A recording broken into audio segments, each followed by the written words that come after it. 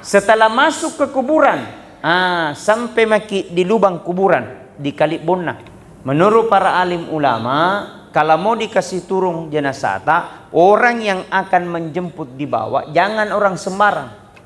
Kenapa? Jangan sampai waktu terjadi kesalahan, maka orang mati akan dimintai pertanggungjawaban nanti di akhirat kemudian.